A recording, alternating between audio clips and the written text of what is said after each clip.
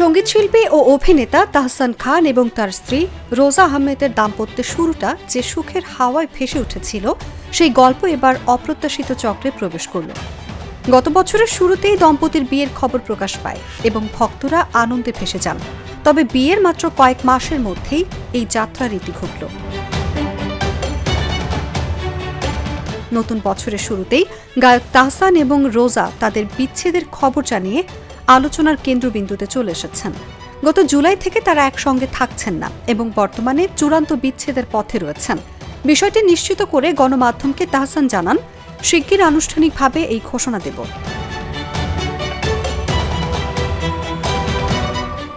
এই বিচ্ছেদ যে দুই পরিবার ও ভক্তদের জন্য একটি চাঞ্চল্যকর সংবাদ, তা বলার অপেক্ষা রাখে না। সামাজিক যোগাযোগ মাধ্যমে গায়ক ও অভিনেতার ভক্তরা এরই মধ্যে বিভিন্ন প্রতিক্রিয়া ব্যক্ত করেছেন। কেউ সমবেদনা জানিয়েছেন, আবার কেউ জানিয়েছেন ব্যক্তিগত জীবনেও সুখ দুঃখ সবসময় আসে। তাহসান রোজা দম্পতির বিচ্ছেদ একটি সতর্ক বার্তা দিচ্ছে।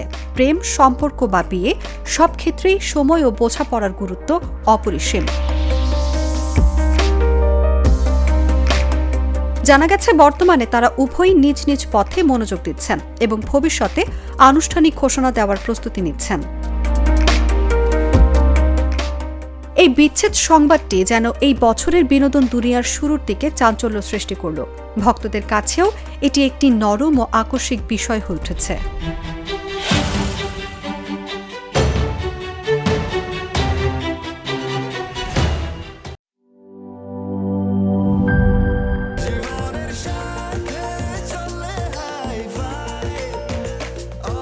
স্বাস্থ্যকর অল টাইম, সব সময় অল টাইম হেলদি লাইফ।